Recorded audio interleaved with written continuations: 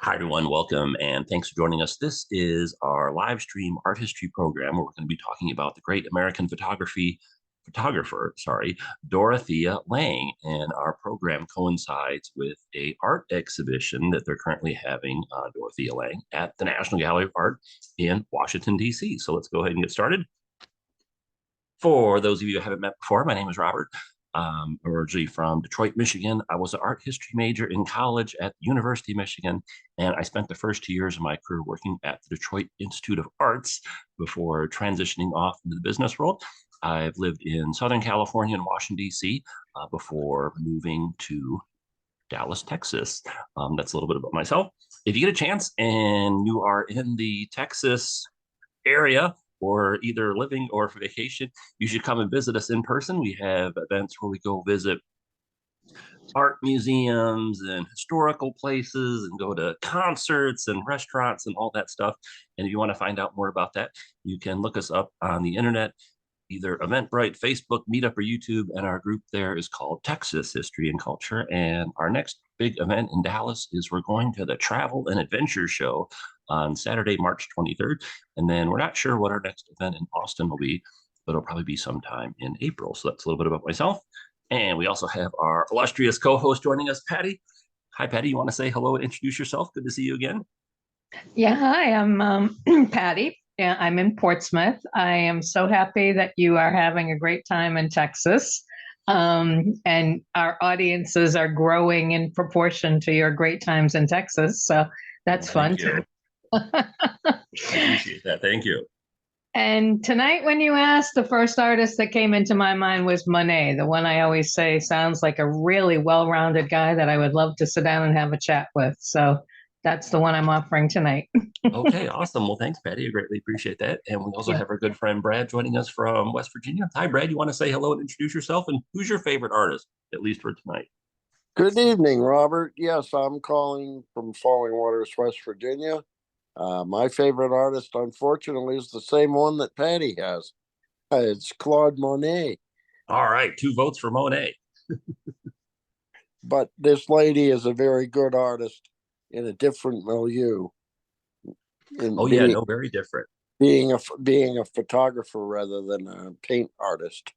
Oh, yeah, no, very different. I forgot to say my favorite artist. I'll go with Edward Hopper. How does that sound? Keep it with the Americans since Patty and Brad went with the Impressionist master, Monet. All right, well, thanks for joining us. And of course, thanks, Patty and Brad, for being here as well. Let's go ahead and get started. So, we're going to be talking about the great American photographer, Dorothea Lange. And there she is in action with her camera. And Dorothea Lange, a little bit about herself before we talk specifics about her life and career. She was a documentary photographer and photojournalist, and she was born in Hoboken, New Jersey. Many famous people have been born in Hoboken over the years, including Frank Sinatra. So she was born in Hoboken and also New York City. And then in 1918, at the age of 23, she relocated to San Francisco. And after that, that was pretty much her home base for the rest of her life. And then, as I mentioned, our program coincides with a great art exhibit they're having at the National Gallery of Art in Washington, D.C. And it's running now through March 31st. I wanted to do this program for a couple of reasons. Number one, I love Dorothea Lange's photography, and I thought it would be a great opportunity for people to learn more about her life and her career and see some of the fabulous images that she created. And then also to help promote this art exhibit for our friends at the National Gallery of Art. So if you haven't got a chance to visit the exhibit, make sure you do so. It runs now between March 31st. And as always, admission to the National Gallery of Art in Washington, D.C. is completely free. So make sure you check that out. All right. So during her long, prolific, and groundbreaking career, the American photographer Dorothea Lange made some of the most iconic portraits of the 20th century. Dorothea Lange's Seeing People reframes Lange's work through the lens of portraiture, highlighting her unique ability to discover and reveal the character and resilience of those she photographed. This is text from the exhibition taking place at the National Gallery of Art, featuring some 100 photographs the exhibition addresses her innovative approaches to picturing people, emphasizing her work on social issues, including economic disparity, migration, poverty, and racism, among other things. And then whenever I do these programs on American art, because I'm an American myself and we're broadcasting from America, I always feel like these programs are an opportunity to learn more about American experience. And I really like history. I like art. I like American art history. And I really like these programs because they kind of, there's a kind of circle, so to speak, where we talk about the American experience. And that's where you have artists documenting and recording what's going on in American history, while at the same time, you have artists kind of influencing and changing American popular culture. So the history and the art kind of go hand in hand, and you see that with Dorothea Lange's photographs. So let's look at some maybe historical context before we start delving into her work specifically. And this is the picture that she's most well known for. It's hard to say what's the most famous photograph in American history, but this one would definitely be on that list. Some people would say this is the most famous photograph in American history, or maybe just in history in general. It's so widely known and seen and distributed. And even if you maybe didn't know Dorothea Lange's name, or you didn't recognize her name, you've probably recognized this photo because it's been so widely distributed. It's also really kind of a photograph that resonates when you think about like the Great Depression. Like if you go into Google and just do a Google search on the Great Depression, this is an image that will most likely often appear. And so why is that? And what is so enduring about this photo? We'll talk a little bit about that. But let's maybe go through quick photographic history. So for the longest time, and Dorothea Lange's photo was taken about approximately 100 years after the camera was invented. And for the longest time, in the early days of photography, photography was really just kind of designed to document things and capture images. And there wasn't maybe the artistic kind of meaning that there is now. Now, in subsequent decades and things like that, people have gone back to try and interpret meaning in different photos. But while these pictures were being made, it was oftentimes just to record things, just like maybe a journalist would record their observations. Matthew Brady, perhaps the most famous photographer of 1800s America, active during the Civil War. And you see a lot of portrait photography during the 1800s. This is one of the more famous images. This is a protege and counterpart of Matthew Brady. This is Alexander Gardner, his famous photograph of Abraham Lincoln. But again, there's maybe when this photograph was taken, not a lot of, say, artistic interpretation of what it means. There has been a lot of subsequent interpretation of this photograph and many others in the 1800s. But again, at this point in time, photography, the 1800s, is really focused on kind of just documenting what's going on. And while you still see that throughout history, even into today, there becomes much more of a, say, artistic emphasis on photography. And one of the pioneers of that was Alfred Stieglitz. He would later become famous for marrying among Georgia O'Keeffe, among other things. This is an early photo of his called Steerage from 1907. And Stieglitz was really a pioneer in elevating photography as an art form. Prior to Stieglitz, and I don't want to make it sound like he was the only one responsible for this, but prior to Stieglitz, photography was considered more of like a craft, kind of like, say, carpentry was, or something like that. And Stieglitz, among many others, believed that no, this is an art form similar to painting and similar to sculpture and things like that. And so you have artists and photographers of the early 1900s kind of changing the perception of photography as just strictly a journalistic type of endeavor, and with meaning going in it. So here's another great photograph. This is from Lewis Hine, 1908, Cotton Mill Girl. And you also start to see the impact that photography has on society and the world. This particular photo and ones that were taken around the same time really helped influence child labor laws in the United States. And so again, kind of that circle of how art influences history and culture and vice versa. And then, of course, in 1929, you have the Great Depression, which changes the whole trajectory of not only the United States, but the world, and as long as a lot of individual people. And then look at this. Wow, the unemployment rate. So the unemployment rate's frequently in the news, whether it's high or low or in between. You can see the unemployment rate during the Great Depression actually got over 20%. And so that's the context of when this photograph that Dorothea Lange is so well known for is taken, is during the Great Depression. And I wanted to do this. Let's look at some of Dorothea Lange's photography, and we'll do it in mostly a chronological order. I like to do that so you can kind of see how things change and develop and evolve over time. And she was so talented.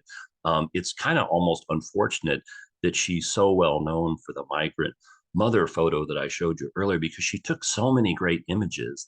And it's a shame that maybe people don't know more about the rest of her life, or maybe you've not seen these other works. So again, I thought today might be a great opportunity to kind of see some of her other photographs, and you kind of take a look and see which ones you like best. So, all right. So Dorothea Lange began her career as a commercial studio photographer in San Francisco in 1918. She had been interested in photography for her early life, not thinking that she would end up being a photographer per se, a professional photographer. Her studio became a gathering spot for artists who had serious discussions about photography and art. Remember, we were talking about how in the early days, photography was considered more of a craft. There wasn't like an art aspect to it in the early days. In 1920, she married Maynard Dixon, a painter of Western subjects, who encouraged Lange to take her photography outside. She started to work in the streets of San Francisco in 1933, making photographs to capture the effect of the Great Depression. In 1934, Lange began to photograph the plight of migrant farmers who had moved to California from the South and the Midwest, seeking new livelihoods. Someone asked if we know who the migrant mother's name is. Yes, we do. We'll talk about that a little bit later. And so let's look at some of Dorothea Lange's early works. And so this particular photo is from 1928. It's called Mexican American Child in San Francisco. And as you're looking at these images, you can kind of maybe a couple things I suggest doing, kind of maybe compare and contrast them with the migrant mother photo to see if you can see some similarities or differences. And then also too, are there any particular images that you find interesting or that you find fascinating, either as a photographer yourself, because so many people now have iPhones, or just someone interested in images of people and landscapes and things like that?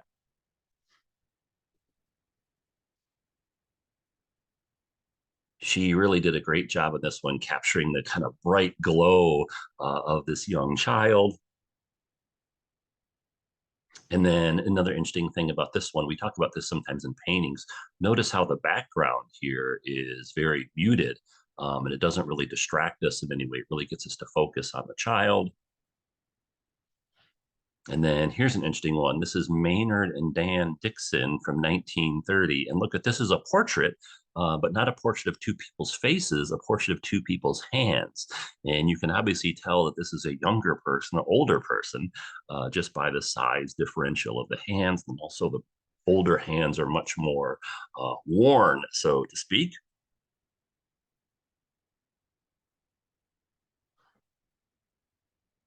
So a very clever image. So again, I guess when I think of this, I think for most people, myself included, when you think of a portrait, you just immediately think of faces, because that's usually what artists, whether they're photographers or painters, will focus on. But of course, a portrait can really be anything, a person's body, including their hands. And then how about this image? Mary Ann Savage, a faithful Mormon all her life. And this was taken in Utah in 1931. And really great depiction of her. Notice this one's interesting. So let's go back. Okay, so this is a face front image, but artists have decisions to make when they take portraits. Should they be facing the person? Should the person be facing away? Should they have any props or objects? Should it be their whole body, or their top half of their torso, or just their face? And here Dorothea Lange chose to do a profile portrait of Mary Ann Savage.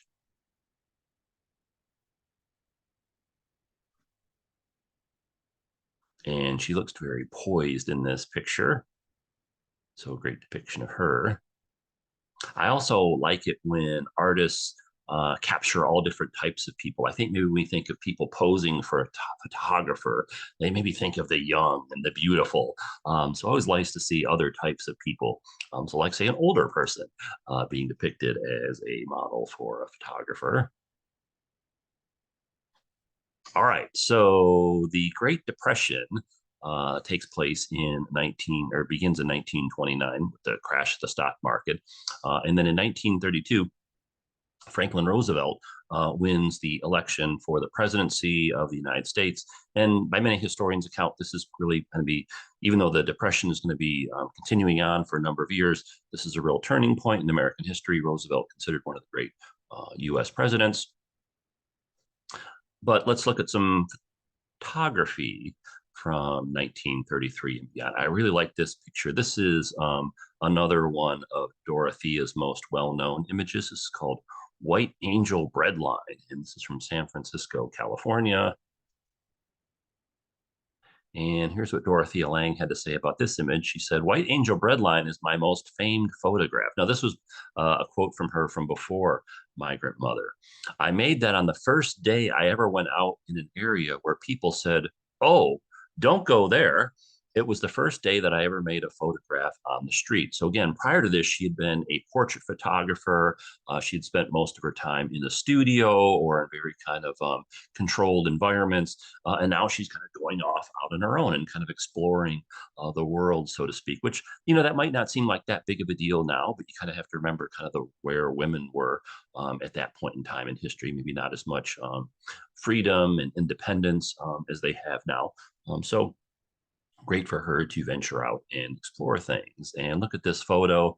It's really an interesting set of contrast. You have most of the men are facing away, but this central figure is facing towards us. And artists are aware of all these kind of like visual tricks that they can use to kind of capture your attention and keep your attention. And so this contrast between the one main figure looking towards us and most of the other men looking away from us, and we can't see their faces for the most part. We can see some of their faces, but we can see a portion of his face, but we can't see his eyes because his hat is pulled down. So it's really kind of an interesting study in contrast in this particular photo. And that's one of the things that makes it really visually striking. And then, of course, the image of it. So you have these poor men out here who are waiting in a bread line. And again, this is during the Depression and people are starving, et cetera, et cetera.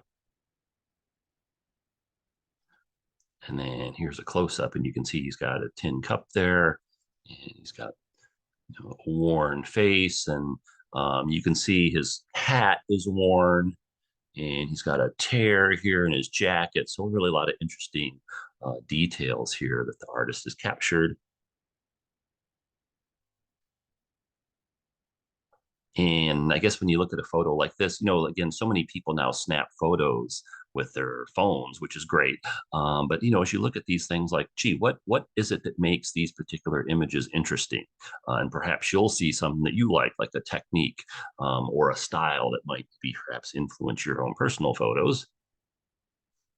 And then here's another interesting one. This is called General Strike San Francisco from 1934. So this was a strike that was taking place out in the streets. Dorothea Lange. A lot of these early works of hers have a very kind of journalistic feel to them.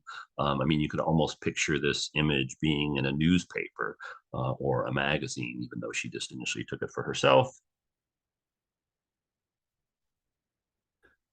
And a great pose here. I'm guessing that she probably didn't have the policeman pose like this. This was probably just a picture that was taken on the spot, but she couldn't have had him pose any more perfectly with his uniform and the badge and stature. That's a really interesting depiction here. And I guess Brad and Patty, as I'm going through, if anything that strikes your interest, you want to chime in, feel free to do so. So here's some other, just to kind of give you a context of some other maybe famous photos that would have been, say, floating around America at this point in time. So Bonnie and Clyde, they were killed in 1934. Before they were killed, Bonnie and Clyde were almost captured but they escaped and they found a camera that Bonnie and Clyde had been goofing around with and taking pictures of one another. So if you've seen these images, they really have kind of an interesting story. If you're in Dallas, we're going to be doing a Bonnie and Clyde like driving tour later this summer. So be on the lookout for that. But anyway, they were out on the run. They were taking pictures of one another. They were being hunted down. Bonnie and Clyde. They have kind of an interesting reputation. They're kind of oh, I don't know, romanticized. Although let's face it, they were murderers. They killed a bunch of people, and so kind of interesting the romanticism of them. But that's a whole other story. But anyway, they took these pictures of one another, and then the photos were in a film that was in a camera, and the police got the camera when they fled. To avoid being captured. So Bonnie and Clyde from 1934. And these particular photos created a sensation when they were published in the newspapers because people had seen images of them, but it really kind of helped increase their, oh, I don't know, the public's fascination with them, so to speak. So these were really important photos of 1934. All right, beginning in 1935, while working for the U.S. Resettlement Administration, Farm Security Administration, and War Relocation Authority, Dorothea Lange focused on the resilience of Depression-era families, farm workers, rural cooperative communities, and migrant camps. The resulting images illustrate the human and economic impact wrought across the United States. And so there's Dorothea Lange. There's all these really cool photos of her in action where she's, climbing on her car or she's trying to get in these different types of positions to get the best photograph possible. And hey, look at that cool camera. I mean, that's definitely a lot bigger than an iPhone. And the technology back then would have been much less than it is today. And so it would have been a lot, say, harder for a photographer back then, just because you would have had to do a lot more work. And here's an image from 1935. Dispossessed Arkansas farmers. These people are resettling themselves on the dump outside of Bakersfield, California.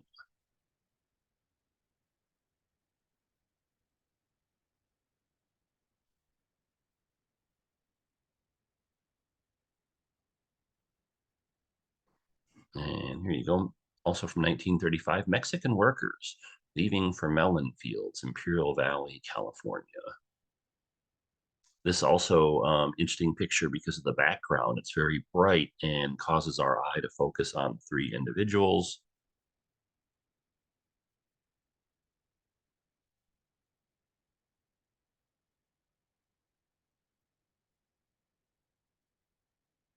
This is Mount Signal in the Imperial Valley of California, 1935.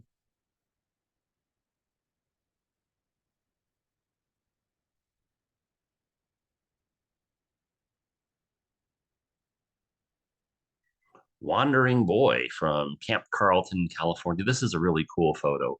A lot of these people depicted in Dorothea Lange's photos aren't identified. The Migrant Mother is, and we'll talk about who she was a little bit later. But a lot of the people aren't. So like, this is a really cool photo. And, imagine if this was like your great-great-grandfather or your grandfather or something like that, how cool that would be. But many of these people, we don't know who their names are. So, hey, if you're ever looking through your family photo album and you see someone that looks like this, and that person was in California in the 1930s, well, you never know. But a really striking photo. I mean, to me, this looks like a photo that could have easily been taken today. It looks very modern in his hair, and he's looking back at us. It's a really cool depiction there. And then this is from 1936. Alabama Negro working in field near Utah, Alabama. Now you'll notice that most of these Dorothea Lange photos, with the exception of the ones in her home area of San Francisco, are usually more rural in nature.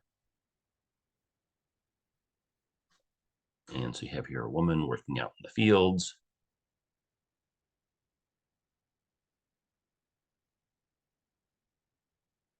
Child of impoverished Negro tenant family working on a farm in Alabama, 1936.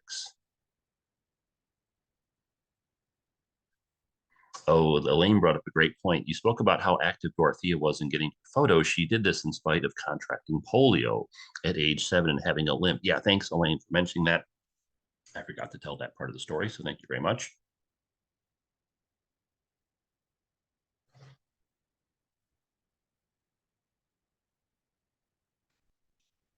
Drought refugees from Oklahoma camping by the roadside in Blythe, California, 1936. When I see images like this, I don't know about you, I immediately think of John Steinbeck's Wraith of Wrath and how these people from Oklahoma and other parts of the United States, they're trying to get to California because this is really considered like an oasis, and there's supposedly all these jobs out there and opportunities and wealth and et cetera, but yet they're met with all this hostility from many of the people that are already there.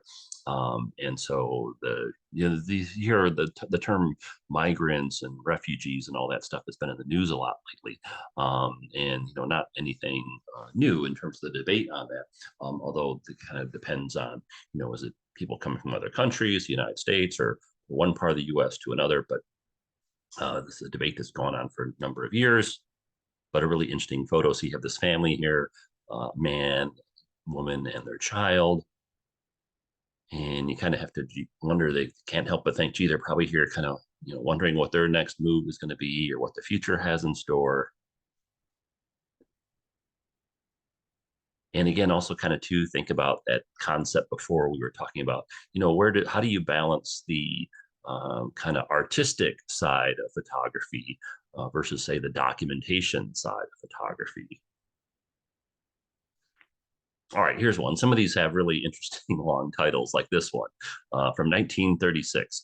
80-year-old woman living in squatters camp on the outskirts of Bakersfield, California. If you're not familiar with Bakersfield, it's in like central California. It's eastern central California. If you lose your pluck, you'll lose the most there is in you, all you've got to live with, she said.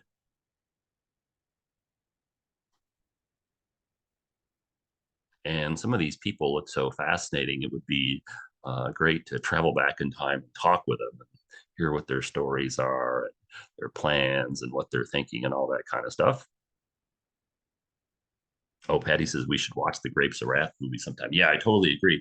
I saw it again during COVID, and it was really moving to see it. The last time I'd seen it before was in high school, so that was great. So, all right, so you got a sense of Dorothea Lange's early works, and then in 1936, which was a few years into her professional career, she ends up snapping this photo, which became known as Migrant Mother, or also known sometimes as Migrant Agricultural Workers Family. Pomo, California. So let's talk about this image. And here it is. And as you look at this, so again, one of the most famous photos in American history. But what is it about this photo that gets people's attention and kind of captures their, pulls on their heartstrings, or keeps them tuned into it? Well, if you go to the Great Depression page on Wikipedia, they use this image as the kind of the header image. And so it's always, again, fascinating. This image is really probably the most memorable, or the image most closely associated with the Great Depression, even though there were thousands and thousands of photographs taken by numerous people. This one has kind of risen up above all the others, so to speak. And so Wikipedia chose this as the first photo in their page on the Great Depression. And then let's do this, though. Before we talk about Dorothea Lange's specific photo, let's kind of look at some other artists and photographers that were active during the Great Depression, so you can kind of see what they were up to. And so here's an image that is very famous. Amazingly enough, they don't know who the photographer was. It was just someone that was working for the Associated Press. They took this photo on Black Tuesday when the stock market crashed. You have this guy here, $100 will buy this car, must have cash, lost all on the stock market. So again, photos by other artists in America during the Great Depression. And then here's a image that's not a photograph, but it's a famous painting from this era. So this is Grant Wood's American Gothic, one of the most famous paintings in American history. This is also from the Depression, 1930. You can see this at the Art Institute of Chicago. And maybe kind of some interesting comparisons and contrasts between American Gothic and Migrant Mother, even though one's a painting and one's a photograph taken in the relatively same era. This image was a depiction of two people in Iowa, and this depiction is an image in California.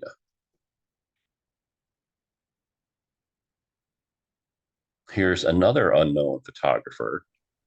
You might wonder, well, how come they don't know who the photographers were for these people? Again, photography kind of not maybe at the stature that it would later become. And some of these images were taken by media outlets like newspapers and magazines, and there might not have been as big an emphasis on figuring out who actually took the picture as opposed to just getting them. So this is called Unemployed Men Outside a Depression Soup Kitchen in Chicago from 1931. This was the heyday of newspapers too, Robert. Yeah, and so they're big customers of photographers, and so you really have a lot of artists, making their livelihood from kind of documenting what's going on, and really kind of the early days of the popularity of the magazines as well, Time magazine, Life magazine.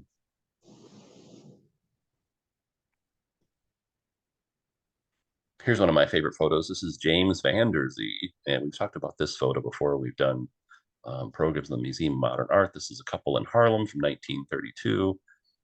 Kind of contrast with a lot of the Depression era images of people struggling and fighting to survive and stuff like that. Interesting photo. And then here's a famous photo, also unknown photographer, if you can believe that. Lunch atop a skyscraper from 1932. Oh, here's a good question from Mary Christine Jackman. Do you know why only men in the soup kitchen line? I don't know. That's a good question. Brad, Patty, any thoughts on that? I don't know.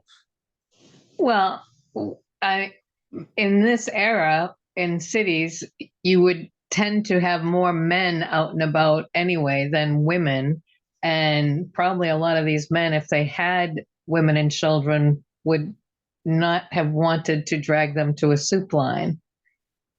Yeah, that's a good point. Like, the man's supposed to go out and get the job and do the work and bring home the check. And since he's not able to do that, he's also supposed to go out and get the soup from the bread line, I guess. So, yeah, that's a good point. Thanks, Yeah, Patty. I appreciate that. this is the part, I think this is one of the parts of the Great Depression that's really hard to understand, because the whole model of providing and working and being able to provide was just turned on its head. Yeah, we didn't quite have the safety net back then as we do now. No safety net whatsoever other than charitable efforts, but there wasn't enough charity to go around. Yeah, my dad's father passed away when my dad was only 7. Let's just share a personal story. And this was before Social Security and all this stuff. And they would have went under if it wasn't for the Masons. My grandfather was a member of the Masons, and my dad mom would tell him that, yeah, if it wasn't for the Masons keeping us afloat, we would have went under. We wouldn't have made it. So yeah, they didn't have the support safety net like they do now. I mean, yeah, because of the conditions. I mean, the Dust Bowl really exacerbated it because, all those farm families, because, right up into well into the 20th century, America was still a majority agricultural economy. So, Oh yeah, but yeah, West great point. badly affected. So the greatest impact, I think, in a lot of ways, was on big cities as well as that Dust Bowl section of the country, whereas Hmm. people on the peripheries were able to like scrape and get by in some ways. But if you had enough land for a garden, which was much more common then. Oh yeah, you could make it. And I guess another thing is, you look at these photographs, and it varies from person to person. But which ones do you personally as individuals watching this program find most interesting or most intriguing, and what is it about those that you find interesting or intriguing, and maybe you can learn more about what your likes and dislikes are, maybe even help you take better pictures with your iPhone. I was noticing the contrast between even in the Grant Wood painting, he captured that kind of lining of the face that is a result of working outdoors.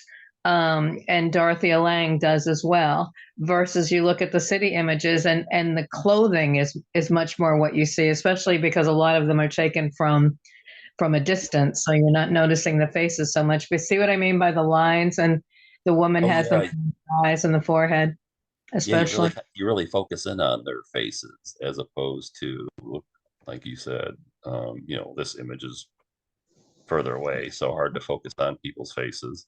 That's a look that is very common among people that work outdoors. Hmm.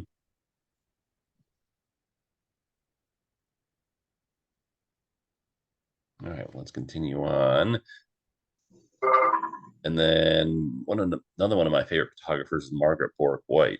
And this is World's Highest Standard of Living, The American Way, 1937. We talked about this from some of our other programs as well. Great photo. And again, in my opinion, the photo on the left is the second most closely associated photograph with the Great Depression, in my opinion. And so again, interesting kind of comparison and contrast. Bork White's photo with Dorothea Lange. One's a large group of people, one's a small family. One's a close up, one's far away. So really, kind of a lot of interesting comparisons and contrasts between these two photos. And again, this is Margaret Bork White. There's a great film that was made about her starring Farrah Fawcett, which I'd love to screen at some point in time. I just haven't gotten around to it. But yeah, Margaret Bork White, really talented photographer in her own right. And again, a really famous image. If you Google Great Depression or Great Depression photography, these are the two images that are going to come up the most from my experience. Might depend on your Google preferences and all those algorithms and stuff like that. And then there's a picture from my hometown of Detroit. So this is Battle of the Overpass from 1937. This is a really interesting photo. This was when the United Auto Workers were trying to organize the Ford Motor Company to get their auto workers to be unionized. Henry Ford and friends were strongly opposed to that. And so this photo played an important part in the union actually getting accepted, because what you don't see here, so the guys on the right are the union organizers, the guys on the left are the goons, so to speak, hired by Ford to get them out of there. And what you don't see is right after this photo was taken, the union guys were beaten severely and nearly killed. But the outcry from this led to the unionization of the Ford plant. Oh, so here's a later photo. So yeah, interesting enough, look, they're smiling. They're like, oh, okay, yeah, here come the Ford guys. And little do they know, they were there to take no prisoners, so to speak, and roughed him up. And they tried to get this photographer's camera and his photos, but he was able to slip away without them doing so. And then these images got published and really changed. This is like really important series of photos in the history of the American labor movement. Oh, then here they are afterwards. It's called Battle of the Overpass. So again, a lot of interesting photos from the Great Depression, not just Dorothea Lange's. And, again, interesting too how, again, that kind of concept between photography and art, documenting history, and then also too, shaping culture and stuff like that. Here's a great photo by Russell Lee from Jefferson, Texas, from 1938. And you have this young woman, and look at her cabinet there with the food.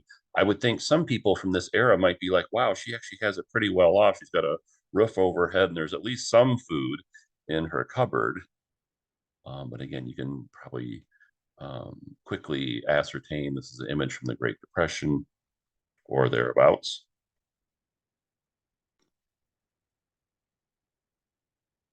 How about this one? Farm boy who sells grit at Irwinville Farms in 1938. So children this point in time frequently had to go out and earn any money they could to help the family.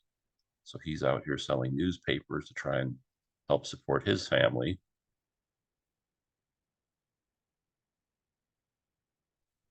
And of course, we talked about The Grapes of Wrath, great American classic written by John Steinbeck, published in 1939.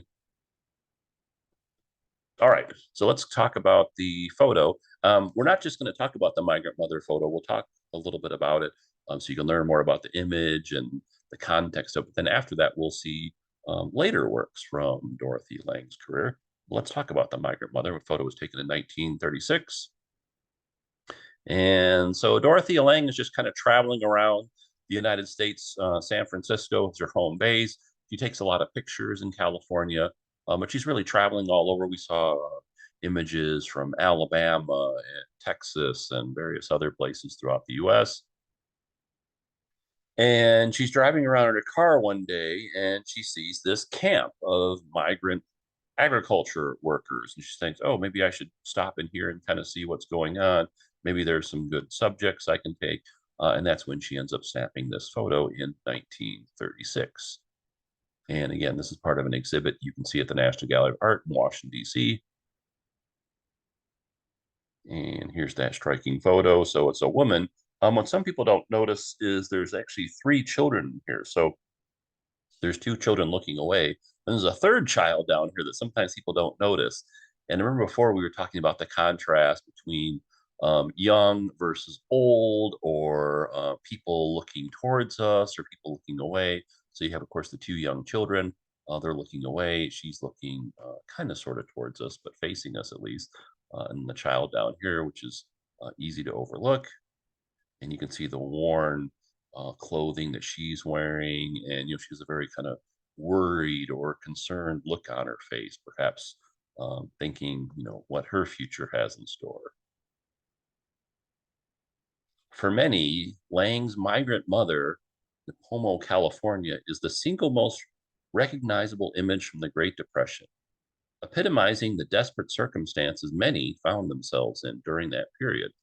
The now iconic photograph was made for the US government to document the plight of the urban and rural poor in the 1930s.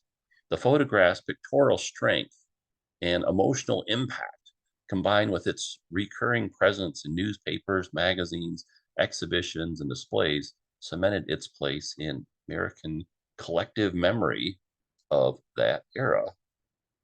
And so you can see that all the different aspects of the photo. In the image, 32-year-old migrant farm worker Florence Owens Thompson, so yes, they do know who was in this picture, and 3 of her children are depicted huddled together in a tent at a pea pickers camp in Nipomo, California. Lange's taut composition excludes all but the most essential information. In lieu of the girls' faces, we see their tousled heads nestling against their mother's shoulders.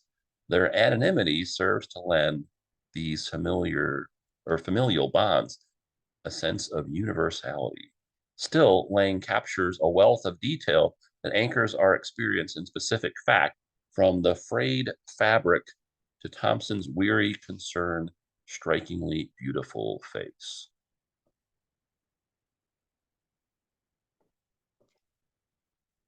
And here's a close-up. And again, easy to kind of overlook the fact that there's a small infant child in the bottom right corner.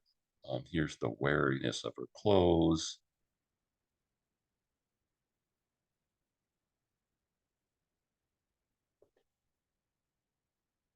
And then a close-up of the top.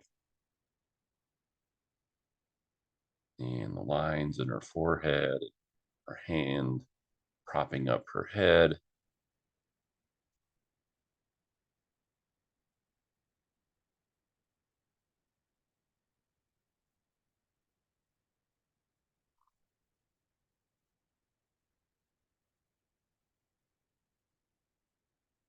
Now, what some people don't realize is this photo was actually one of a series that Dorothea Lange took at this exact same time. So let's go through and look at these other images, and we'll do them in sequential order in which Dorothea Lange took the photo. So she comes across this woman in her family and tells her, I'm a photographer. I'm working for the US government. I'm out documenting things and I'd like to take your picture. And I got the impression the woman wasn't overly crazy about posing with her, but she's like, yeah, whatever. So this is the first one that she took, and you can see the camp here. So they've kind of set up this tent here as a shelter.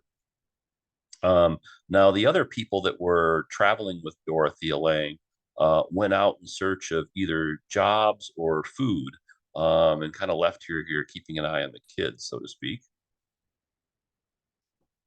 And then here's the second one taken. And, imagine this is someone's living conditions at this point in time. Diana mentioned Florence Owens Thompson's father was Native American. So, yeah, she was of mixed race ancestry. And it's interesting because for the longest time, it was only many, many years after this photo was taken that the subject was identified. I'll come with that in just a moment. And then here's the third photo, a close-up. And another thing that I find interesting is, okay, so suppose you're a photography editor, and you get this batch of photos. Which one are you going to pick to be the one to move forward with?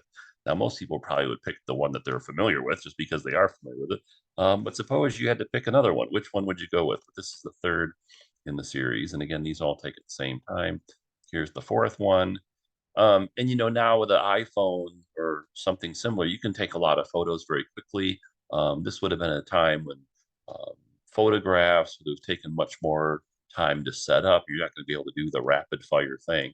And so which makes it interesting though, because there's a fair amount of time in between the different images. And you can see the family moving about. And so like this one, I like this one a lot. But how is this one compare and contrast versus the more famous image?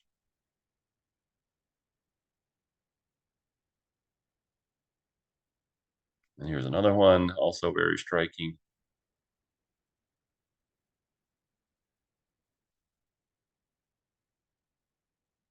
Shannon asks, did the woman get compensation for the photos? No, she didn't.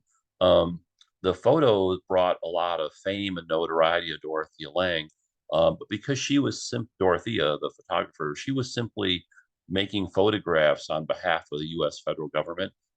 It's not like she sold the photos for $1 million. She was just kind of like taking the pictures as part of her job, and then they went viral, so to speak. So while the photographer did get a lot of fame and notoriety herself, the person that she took pictures for didn't receive any type of compensation just because it was, it was just like a government program type of thing. Not saying that that was right or wrong, but just is what it is. And then, of course, here's the most famous one, which was the last one that she took, the last of the seven, ended up being the kind of the signature photo, so to speak, of the series. And then if you look at them all side by side, so here they are. So a series of 7 photos. And notice from the first one, so this is the first one, the second one, third one, fourth one, fifth one, sixth one, and seventh one. She moves in closer. This is pretty far away, but does kind of give you interesting context of what's this family's living condition is. And then moving up closer and closer. Interesting that she's kind of moving around a little bit, the photographer. You can tell, like, say, this one, she's standing in a different position than she is for this one. But again, those choices that artists and photographers make as they're creating their works.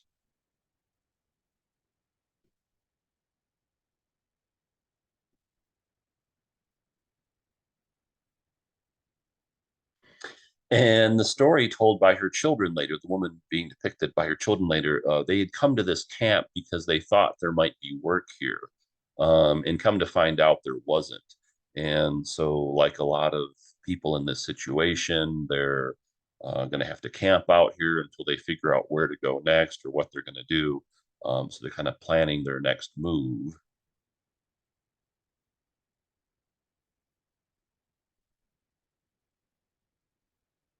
Oh, here's another great point I forgot to mention. Saints Elaine I heard during the NGA talk that Lang took all these pictures in about 10 minutes as the sunlight was fading. So yeah, I mean, again, you're not going to have the rapid fire camera exposure like you do now. So the 7 photos taken about a 10-minute span. It's also the sun is starting to set later in the day.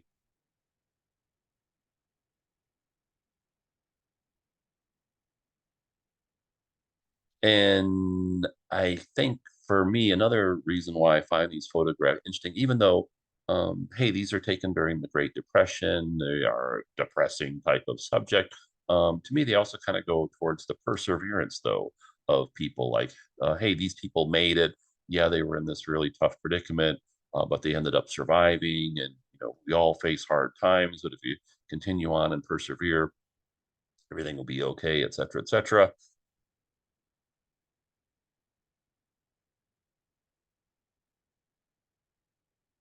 I also too wonder, I'm not a woman, but does the fact that the woman, the photographer of these images was a woman, and the main figure in the photographs was also a woman, and is there any kind of gender relation? Like, would these photographs be different if it was a man taking them? Or would the photographs be different if the subject was a man? I don't know. Maybe they would. Maybe they would. Who knows?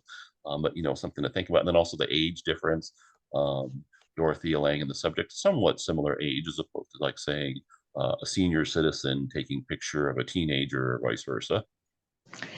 In response to your observation, Robert, I was just saying to someone else, I, as I look at these photos, I can't imagine what it must be like to not know how and what you're going to feed your hungry children. I just, and I am not a mother.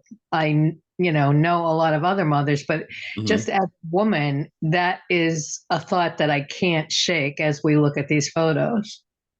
Oh yeah, yeah. No, that is a great point. I remember hearing a woman that struggled financially one time, and she said the worst feeling she ever had was not being able to feed her children. She's like, it's bad enough being hungry yourself, but even if you had any food whatsoever, you would give it to your children and not being able to provide for them. And I always remember that, even though I heard that 20 years ago. So yeah, this really striking series of photos. And then again, the most well known of the series.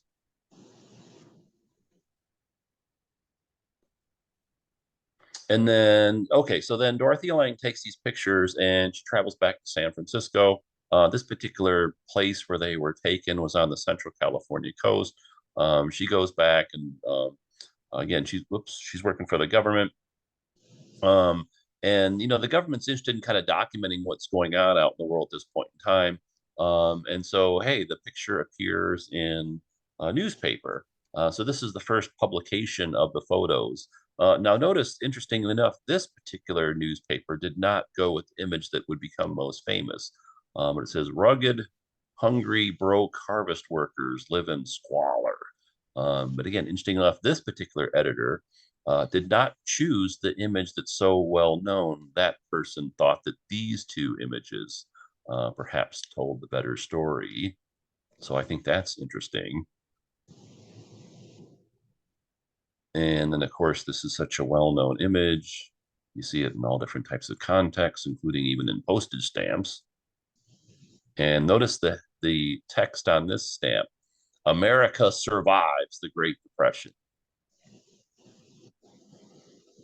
Now let's look at some other kind of famous images. And again, we'll do the compare and contrast thing. So this is perhaps the most famous image of a woman in history. This is the Mona Lisa by Leonardo da Vinci. And this is from 400 and some years earlier. And people sometimes have compared the Migrant Mother to the Mona Lisa, both compare and contrast. So you have perhaps the most famous woman depicted in a painting with perhaps the most famous woman depicted in a photograph. And the similarities and differences between those two images. Look at the expression on the two mouths Yeah. Oh, yeah. Mm-hmm. and the eyes, for that matter. Yeah. Yeah, and well, even the bodies are kind of positioned in like the same, scale, so to speak. The setup of it is very similar. They're both kind of facing the same direction. They're both kind of positioned the same in the overall image. And yet the direction of the lines in the eyes and the mouth are reversed. Hmm.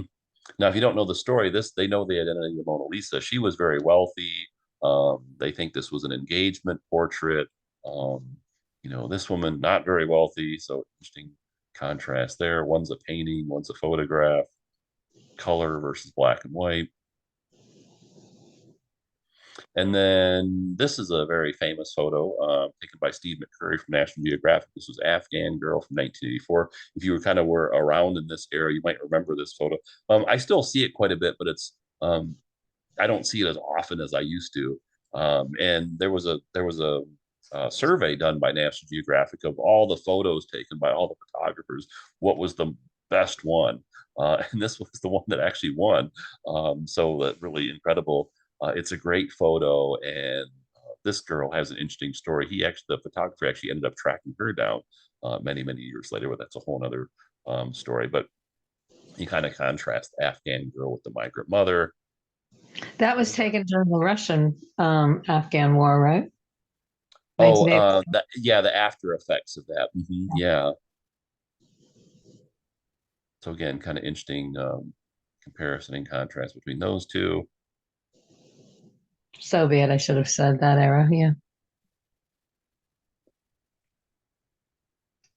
And then, so they actually tracked down Florence Owens Thompson many, many years later, and she didn't know, which is kind of incredible. This photo was so famous, but somehow her and her family didn't kind of realize that this photo had gotten so famous.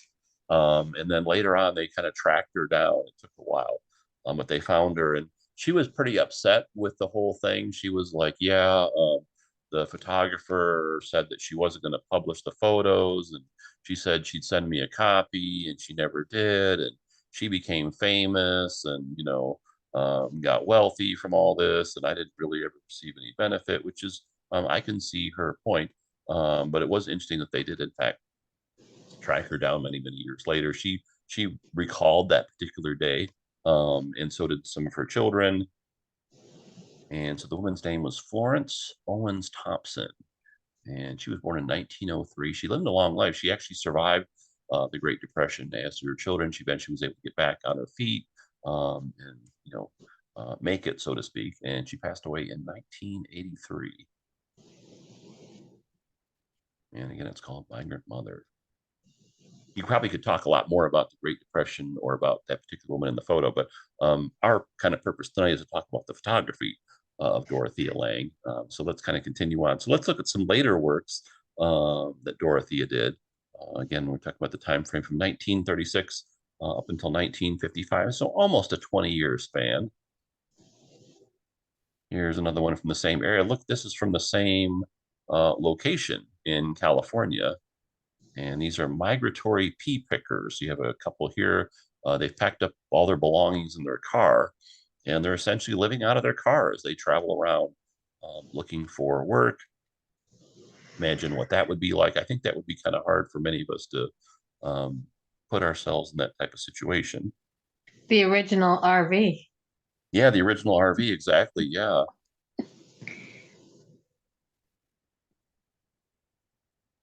And again, if you joined us late, you might be wondering, well, why would the people have to do that? Why couldn't they just, go on unemployment or collect Social Security? Well, they didn't have all that kind of stuff, at least not to the extent that they do now. So it would have been much more challenging. Old time Chinamen of the type that originally followed the crops in California, Sacramento, 1936. Yeah, people don't know. It was actually this experience of the Depression and the horrifying results of it that created most of those social safety net programs in the beginning. Yeah, great point, Patty. I should have mentioned that. So thank you. Yeah, those wouldn't be here if it wasn't for things like the Great Depression. There's an event will happen, and there's responses to that event or reactions to that event.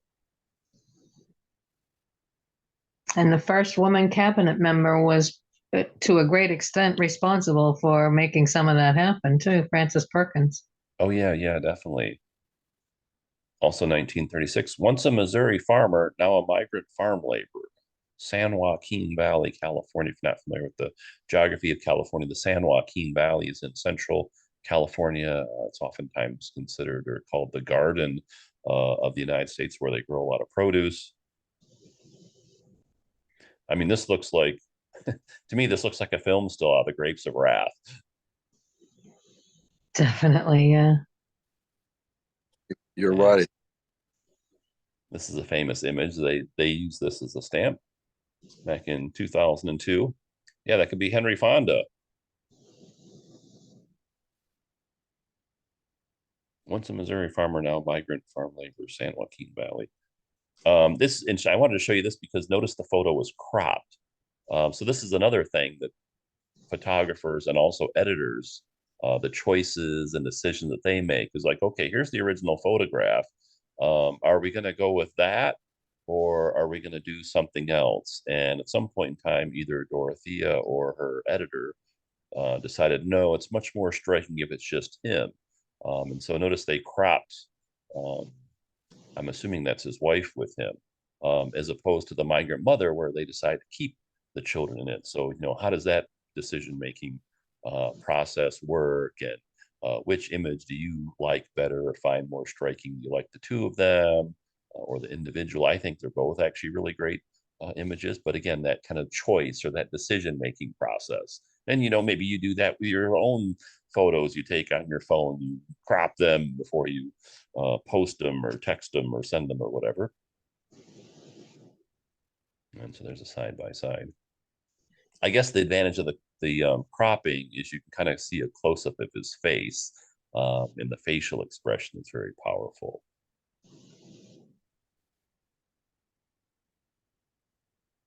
Post office and postmistress from Utah, 1936. Again, Dorothea Lange traveling all over the United States.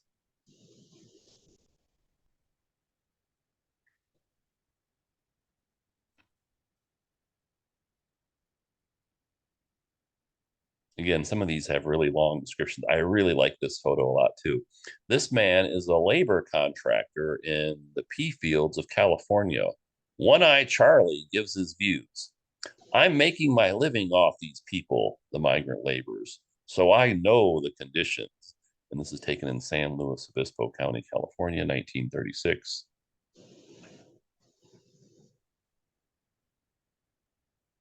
And that really drives home how horrendous the conditions were. I mean, there's room for these people are so numerous that a contractor can make a living, and he's probably making a better living than the laborers. Oh, yeah, I'm sure he is. Yeah, I'm sure he is. Diana says he looks like John Carradine. I agree with that. Thanks, Diana. Native Indiana Migratory Labor Contractors Camp. It's root hog or die for us folks.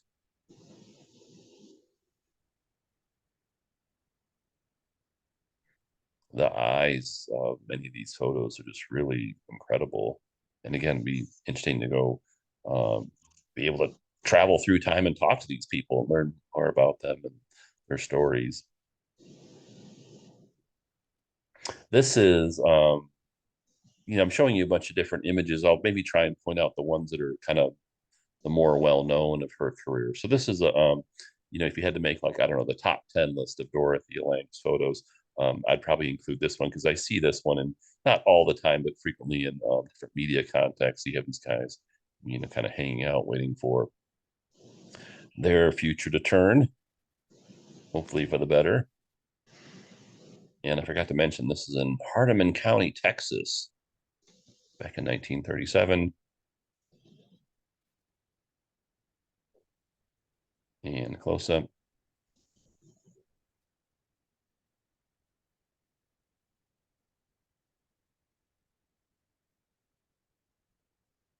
Here's another great one. 18-year-old mother from Oklahoma, now a California migrant, 1937. And here she is with her young child and living out of a tent.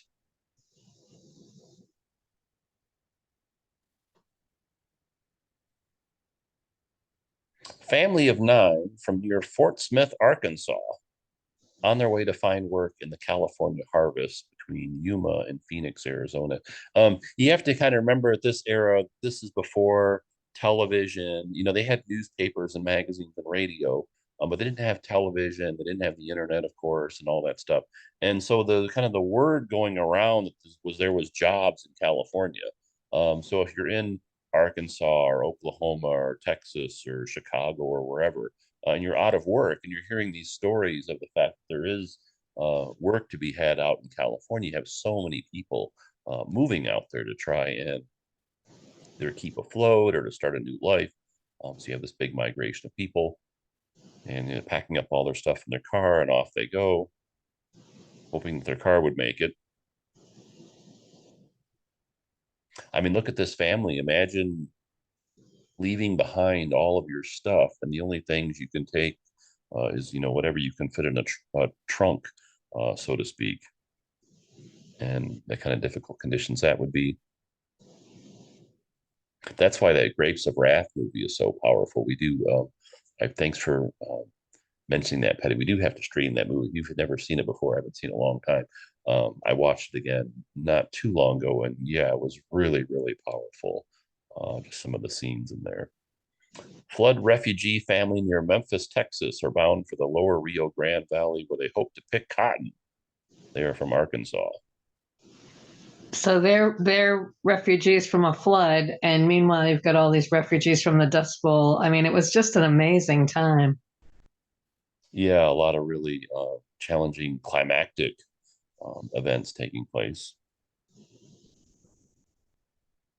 And they don't even have a car. They're having to push their stuff down the road. They probably had a car. I'm guessing they had a car at one point in time. It probably broke down. They had to abandon it, but I don't know for sure. What were you going to say, Patty?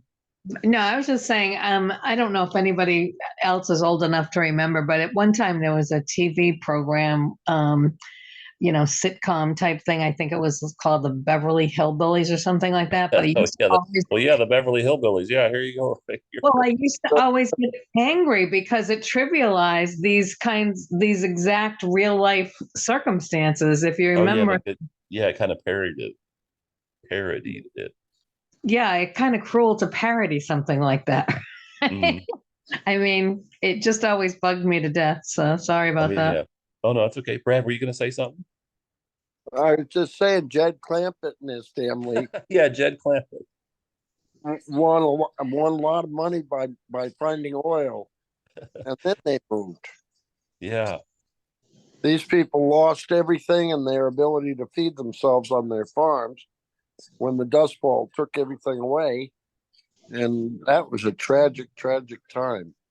Yeah, that's why it bothered me that they sort of trivialized it by the way they depicted that family in that sitcom. Yeah, and another thing is, depending on our audience, I don't know how many of you have ever driven cross country. I've been fortunate enough to do it a number of occasions. You don't realize how big the United States is until you drive from one. I mean, yeah, it's one thing to, jump on an airplane on the East Coast. It takes 4 or 5 hours to fly to the other coast. But when you drive from, say Detroit to LA or something like that, or from Virginia to Arizona, I mean, that's a long drive. And that's with modern freeways and a modern car and air conditioning and hotels and all that stuff. So I can only imagine. Especially in these days, I mean, there was no interstate highway system. So I mean, they're not. Cars didn't have air conditioning. I mean, imagine traveling through Arizona in the summer, or something like that, or anywhere for that matter, for most parts of the U.S. Former tenant farmer on relief grant in the Imperial Valley, 1937. And again, I like these photos. So many times when you see portraits of people, they're the young, the beautiful, and so really great that she's capturing all different types of people: young, old, men, women, things like that.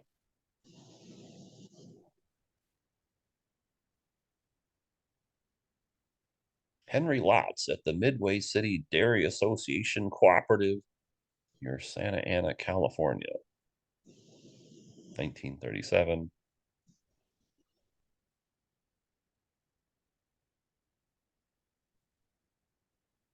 He doesn't look like he's having much of a depression, does he?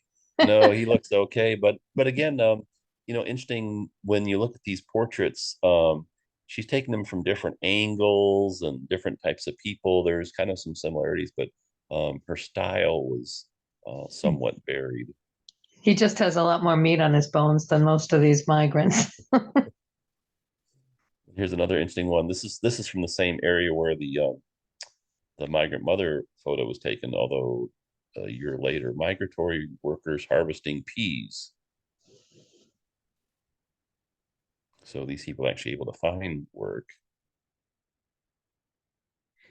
The challenge with this situation, if you're not familiar with the history, or even if you did find work, which was hard to come by, the pay was extremely low and the work was extremely challenging. So even if you were able to get a job, and it was oftentimes, of course, because this is because the way the agriculture is here, these different produce products are, say, being harvested at different times of the year. So even if you do find a job, it might only last for a few days or a few weeks, and then okay, all the peas, so to speak, have been picked, and there is no more jobs here. You got to go off on the next place. She's able to keep a smile though. Sharecropper's cabin and sharecropper's wife, 10 miles south of Jackson, Mississippi, 1937.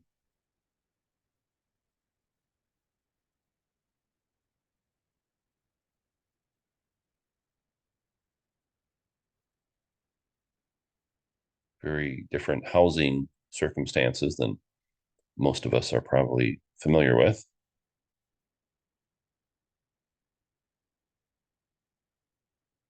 Texan refugees' car. They are seeking work in the carrot fields of the Coachella Valley, California, 1937. The Coachella Valley is kind of sort of out near Palm Springs. It's a very arid place. So again, look at this. They've got their trunk here, probably with their clothes and stuff. They've positioned on the front of the car so they can transport it. They have a baby chair that they're going to need, so they put that over here. This looks like a spare tire. Put it over here. They got some stuff in the back. So yeah, kind of packing up everything, and off you go. This is another one of her most famous images. This is toward Los Angeles, California, 1937. This is a really great photograph. So you have these two guys here. They're walking down the road. Um, I don't know. They probably can't afford a car. Their car broke down. They had to abandon it. But for some reason, they're trying to get to California and they're walking. And you contrast it with this sign here, which says, next time, take the train or try the train and relax. Southern Pacific Railroad. So obviously they're not taking the train because they can't afford to. It's a really interesting contrast here. And then you got this great arid landscape here. So again, this is also one of her more famous images. Robert, we've had a couple of art and process questions about people are noticing the variations in tinting, brown versus, the silver tones, and wondering if that's a violation of the artist's vision. Oh, no, I mean, these are all images from the National Gallery of Art, so I'm assuming these are the original photos. So I think sometimes it just varies on the landscape or the background or how they were developed and processed. But no, I mean, I feel like this is I mean, I understand what people are saying because if you download like images from the internet, you can get all different. You can download the exact same photo from two different sites and it looks completely different. But I mean, these are all directly from the National Gallery of Art, so I'm assuming this is how the photographs really look. Yeah, I think this relates to especially her pictures that have been used or photos that have been used in newspapers, magazines, stamps. People are noticing that the difference in the tinting in the different iterations, and Oh just yeah, one. no, that's definitely a real deal. I'm not sure I understand the question though. The question is that who gets to decide? Is it the photographer's right to decide how it should look, or do all these publications or stamp makers or whatever do Oh, they I have see. to? Well, it depends. I mean, sometimes it is the photographer, like they can crop things and change. I mean, some photographers in this era would have developed their own stuff, some would have had other people do it. And then sometimes it's the editor. We saw that image. Let me actually go back to that one. That's a good question. The one that was the couple in the truck. Yeah, You can find especially, that I one. think that was what it was in context of. Yeah, so did Dorothea Lange crop this photo? I don't know specifically exactly this individual one. If I had to guess, though, I would say no. She probably just took the picture and then some editor came along. Although I don't know that for sure because we've talked about other photographers. We know that they crop their work. So it really depends. It's the same thing. Like sometimes people ask, who names the paintings? Well, sometimes it's the artist, sometimes it's the gallery owner, sometimes it's the museum. So it really kind of depends. You can't say, oh, it's always the photographer or it's always the editor. It really kind of varies from case by case basis type of thing. But yeah, that's a really interesting question. But yeah, the if you download like two different images, the Migrant Mother, the coloring or the tinting could be very very different on it depending on the source. So interesting question. But again, this is famous photo called Towards Los Angeles, California, 1937. And so let's talk a little bit about this work. In Towards Los Angeles, California, 19. Then this is the gallery label from the National Gallery Art Exhibit, by the way. Hopefully you can go check out. In Towards Los Angeles, California, 1937, Dorothea Lange captures migrant workers on a dusty trek towards Los Angeles with an iconic billboard suggesting next time, take the train. Poignant in its dark satire, since the men clearly can't afford a ride, yet they're on the move in hopes of a better life. And I think we can all kind of relate to that. We're all either now or at some point in time in our past, hoping for better things, and we're going to make a change, whether it's moving or getting a new job or doing some other new endeavor. Maybe one day they can afford to travel by train, bus, or car, or maybe just a good meal and a safe place to sleep. Because you got to figure if these guys are walking, uh, I don't know this exact spot where this was taken, but they're a long ways from Los Angeles. So they're going to have to walk all that way, most likely. This photograph encapsulates the Depression act acutely, the migration and dispersal of families in search of a better life, and the struggles of our parents, grandparents, and millions of citizens who endured so much in search of the American dream. And again, you have to remember, our grandparents, our parents, perhaps great grandparents would have went through and endured this. And here we are today. And again, you have all these people coming to California. That I find it fascinating that certain areas of the country or certain states have kind of like a image or a persona, whether it's Texas or New York or Las Vegas or wherever, Miami or Utah.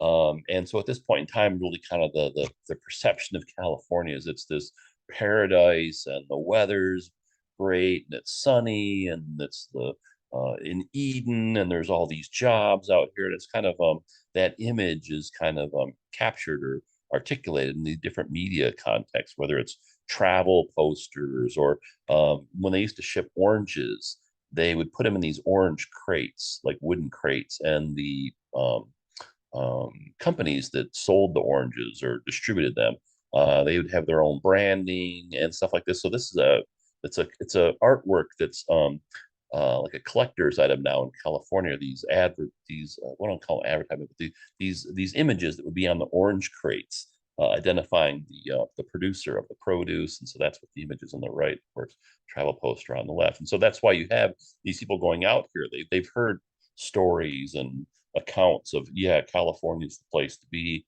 There's all these jobs and stuff, so people migrating out there, especially if they're struggling financially.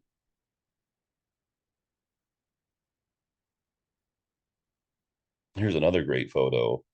I mean, all of them are great, but there's some that I like more, especially, maybe perhaps same for you. Child of Texas migrant family who follow the cotton crop from Corpus Christi to the Panhandle. So, if you're not familiar with Texas, they grow a lot of they grow a lot of cotton in Texas. I think, if I'm not mistaken, it's um, the state that produces the second most amount of cotton in the United States is Texas. And so back then, um, cotton was a important crop in Texas. It still is today. In fact, my family, my dad's mom, my grandma was born in Texas, and family legend has it as they decided at some point in time that trying to make it as a cotton farming family in Texas was not outside of Dallas, was not working out. And so they packed up and moved to Detroit because there were jobs there for the auto industry. But this great photo, this young girl here, and again, be interesting to know, what's her story and what's her family up to, traveling from place to place, looking for work.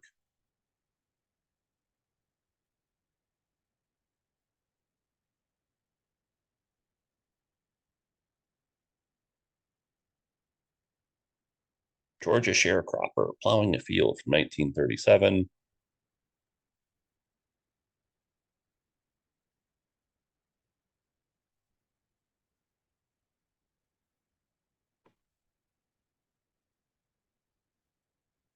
Arkansas mother come to California for a new start with husband and 11 children. Now a rural rehabilitation client. Tulare County, California. She's got a smile on her face.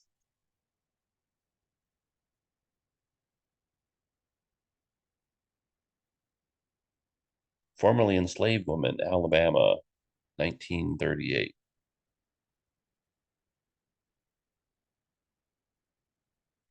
I really like the range of her photography. Sometimes when you look at an artist and images that they've created over the course of time, you can kind of see a certain similarity to them. And even though these photos are all black and white, to me, the kind of style range that you see, it really varies a fair amount. I mean, you kind of see some similarities in different images, but I like the range that she shows as a photographer. Formerly enslaved woman, Alabama, 1938. This is the same woman. And look at that. She's heading back toward her house. And look, oh my God, the roof is about ready to collapse. But it's a roof over her head.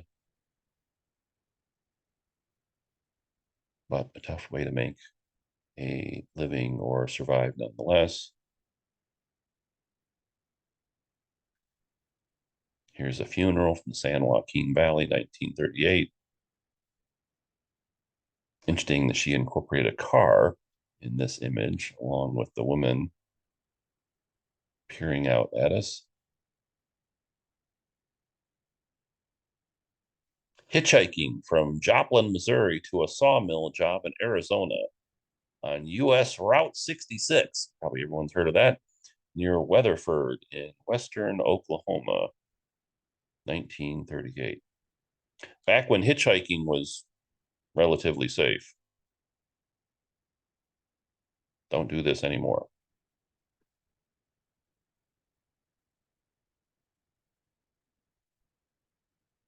Industrialized agriculture from Texas farmer to migratory worker in Kern County, California. So another aspect of the Great Depression is a lot of people lost their jobs because they industrialized agriculture much more so during this time. So you'd have a farm, and previously a family would work the farm. Well, now you have a machine that can do the work of several people, and so a lot of people get displaced from their jobs because of the industrialization of farming at this point in time. Line of Med Sign a division office of the State Employment Service office at San Francisco, California, waiting to register for unemployment benefits, 1938. This is also another one of her more famous photos. Interesting, the sun shining down on the men. And back in an era when most men wore hats.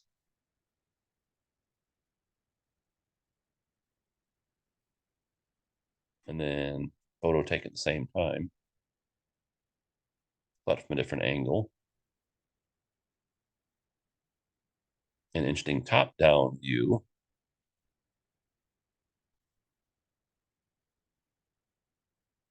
Migratory field worker picking cotton in San Joaquin Valley, California, 1938.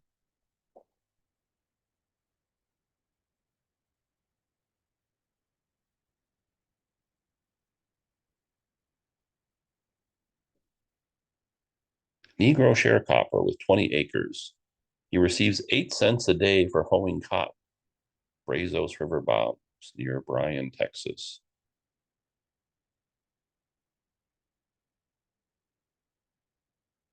Nettie Featherston, wife of migratory labor with 3 children, near Childress, Texas.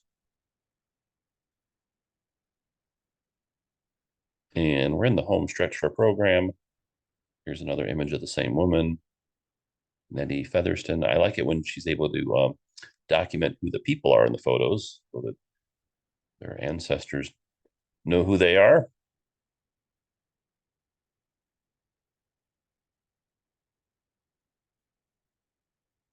Here's a great photo, a portrait, but without the person's face on the plains. A hat is more than a covering.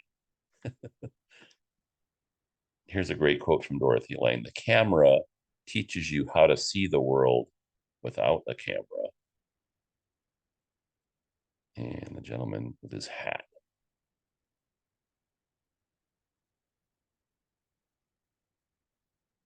Power farming displaces tenants from the land. Western dry area, Childress County, Texas.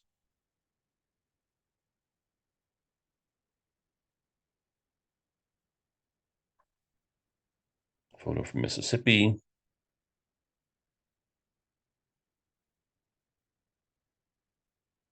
This is another one of her famous photos. Country store and a dirt road, Sunday afternoon. Note the kerosene pump on the right and the gasoline pump on the left. Rough, unfinished timber posts have been used as supports for porch roof. Negro men are sitting on porch. Brother of store owner stands in doorway. Gordonton, North Carolina, 1939. We're getting close to the end of the Depression. Of course, World War II, which began in the United States in 1941, helped pull, and the preparatory events around that helped pull the country out of the Great Depression, as did the New Deal and various other things.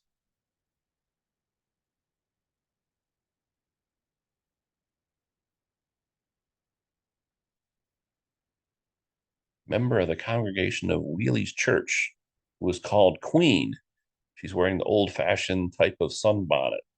Her dress and apron were made at home near Gordonton, North Carolina.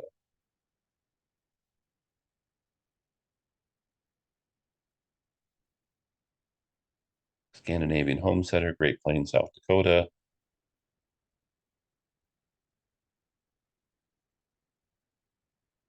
Here's another one of her more famous photos. Unemployed lumber worker in bean picker camp. Note social security number tattooed on right arm. Yeah, so social security number, kind of a new thing. This guy, guess he doesn't want to forget his, so he has it tattooed on his arm. You can see his wife in the background. This is a really amazing photo. Um, the portrait of the two of them and their facial expression. It's really fascinating.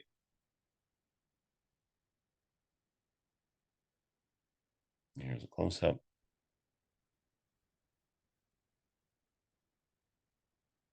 You don't really see people getting their social security number tattooed on themselves anymore.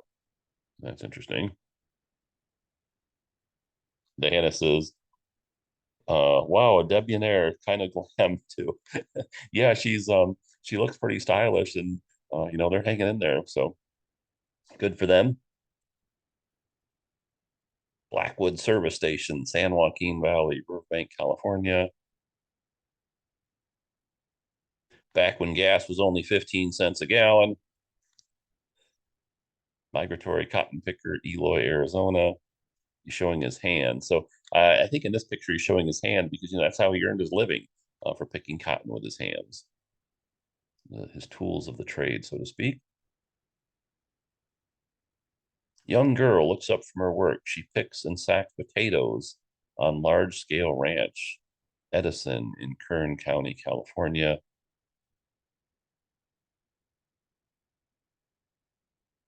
If you've never been to California before, I think when people think of California, they think of sunshine and the beach and the ocean. But when you go inland, Central California, where all this agriculture stuff takes place, it looks very completely different than like coastal California, which is what people oftentimes think of when they think of California. Young migratory cotton picker, Arizona, 1941.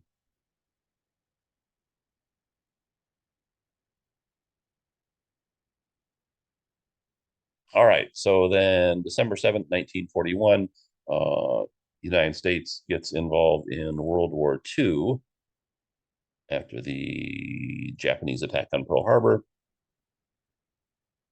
During World War II, Lange produced one of her most powerful series for the War Relocation Authority, depicting the forced incarceration of California's Japanese Americans at Manzanar. She also photographed the shift in California's social fabric as its rising economy sparked by growing defense industries.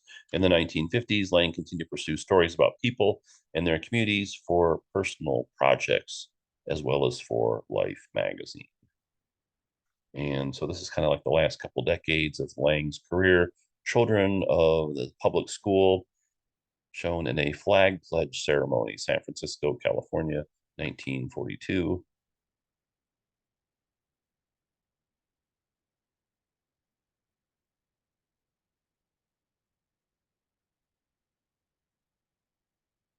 That's pretty poignant. I mean, these kids have been uprooted from their homes and forced into migrant camps, and they're pledging allegiance. Yeah, oh yeah, yeah, great image. Here's a sign of the times. Instructions for all persons of Japanese ancestries or Japanese ancestry. Grandfather and grandson of Japanese ancestry at War Relocation Authority Center, Manzanar, California, 1942.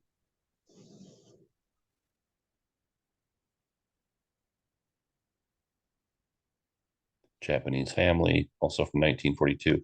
They have their tags on, kind of a way of identifying them, which is interesting. The gentleman here looks very poised, given the circumstances. The children don't maybe seem probably not young enough to kind of process what's going on. And kind of interesting contrast between the three of them. He looks almost defiant, I think. Yeah, yeah, that's another great way to describe it, Patty. Thank you. Japanese girl, 1942.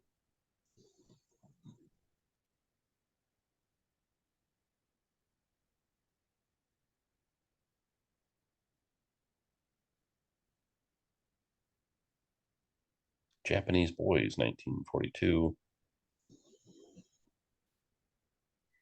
And you can see they're at the camp because you can see the barbed wire, the guard tower in the back.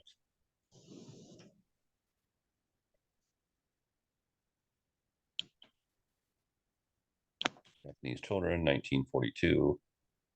Another great photo.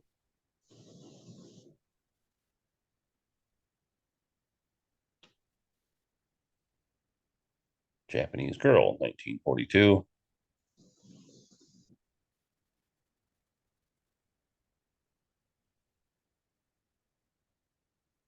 Here's an interesting photo. Out most of these Japanese children you're seeing are actually Japanese American, and they're just as loyal as any of us. But that was a tragic thing that happened then. Oh yeah, thanks, Brad. I appreciate that. Yeah, that sign that was just in that previous photo really says it all. I am an American. Yeah, Japanese American owned grocery store, Oakland, California. So what this family is trying to do is point out that, hey, we're Americans just like you. And if you don't know the story, it's really tragic. Not only were the people rounded up, so to speak, in this place in camp, they lost almost all their stuff. They were forced to give up their homes and their possessions, their businesses, and just really incredible story. I didn't know much about this prior to moving to California. And then while I was there, I tried to learn as much of the history as I could. And I didn't know much about this prior to moving out to California, but then learned about it. Just really a shocking time in American history. But yeah, I'm an American. Yeah. Those camps were made up of pretty poorly constructed barracks too. Yeah, yeah, not a place you'd want to be. Right. Very hot in the summer, very cold in the winter. Yeah. But Yeah, a lot of health problems. Yeah, it's an understudied. I mean, I think there's too many Americans that do not know how horrible that was. Oh yeah, no, I would agree with that. And then here's a lighter photo from Dorothea Lange. So not it's all depicting Depression era stuff. Richmond, California. That's a suburb of San Francisco or Oakland. 1942. So you have a young couple here, perhaps out on a date. Oops. And then let's look at some other artists and photographers kind of that were active starting in World War II and thereabouts. So here's one of the more famous photos of the mid 1900s, Rita Hayworth. I can't really think of an image recently, but this was definitely one of the most famous photos of the 1940s. The topic was servicemen, but really kind of personified Rita Hayworth. She was the Marilyn Monroe of this era. And I think maybe some people maybe not as familiar with her if you're not an old film buff, but a tremendous actress, great sex symbol, an amazing career, et cetera, et cetera. So iconic photo of her from the same time frame. And then here's more labor strife at Ford Motor Company in Dearborn. This is a gentleman who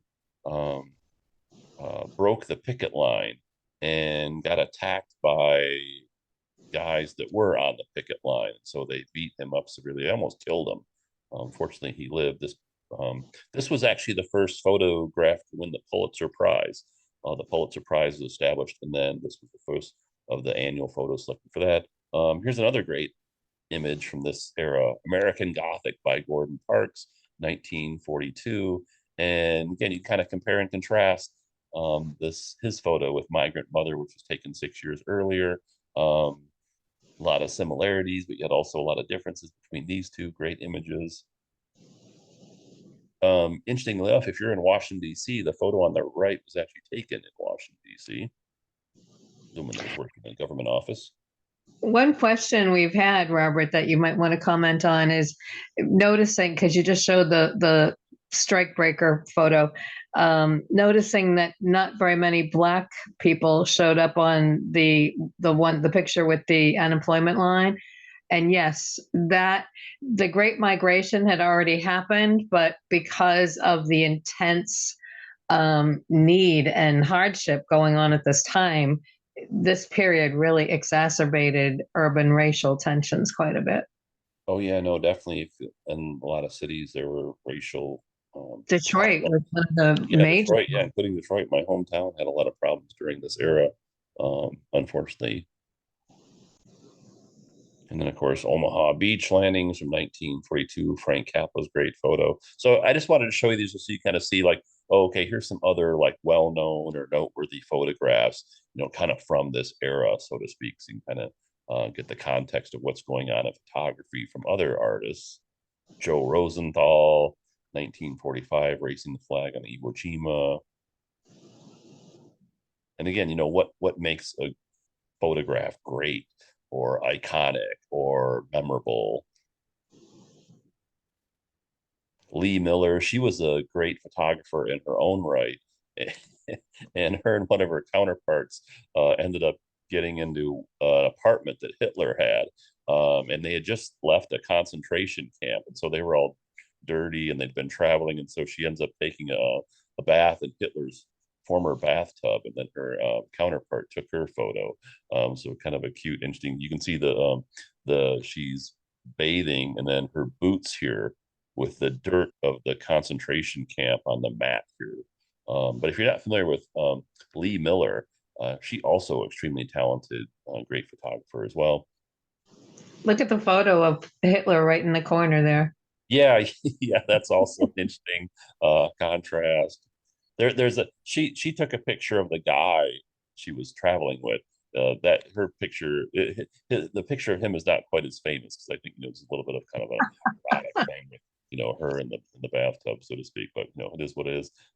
Here's another one from Gordon Parks, Red Jackson, Harlem, New York, 1940. They had a big Gordon Parks photography exhibit at the National Gallery of Art right before COVID. If you want to learn more about him, you can Google it and see some of the images there. And then how about this one? A great photo from 1948. Babe Ruth, maybe one of the most famous sports photos. This was Babe Ruth had retired. He's coming back to Yankee Stadium. At this point in time, he was extremely ill. And I think, if I'm not mistaken, the Babe, who most famous athlete from the early 1900s, died, I think, 10 months or 11 months After this photo was taken, he had cancer. But a really memorable sports photo. And then, Marilyn Monroe, iconic image of her, 1954. And then going back to Dorothea Lange, what was she working on at this point in time? Here's a great image of a flag, Paul's flag, Stinson Beach, California, from 1955.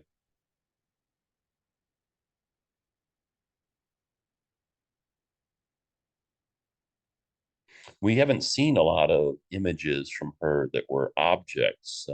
She really focused so much of her time on people. And Dorothea Lange, born 1895, she passed away in 1965. Let's see, before we wrap things up, let's check back in with Brad and Patty. Any final thoughts before we call it a night on our photography subject matter tonight, either Brad or Patty or both? Leslie was questioning, and I'm not sure if the WPA was still in effect then, but questioning that the government was paying her to take photos of the Japanese internment camps. I think the WPA engagement had ended before then, hadn't it? And she was working as a photojournalist. Oh, yeah, she was, although there were other government agencies that I believe she was contracted out with from time to time. So I don't know what the kind of the At least, dividing line between the photos she took on her own and the one she took for the government. What was that, Brad? I believe at least one of the list of her government agencies was the War Repatriation Agency or something, Yeah. Mm-hmm. which she probably, if she was still working for the government, she would have been taking those for them. Oh yeah, no, definitely. So any other thoughts on our photographic topic before we sign off?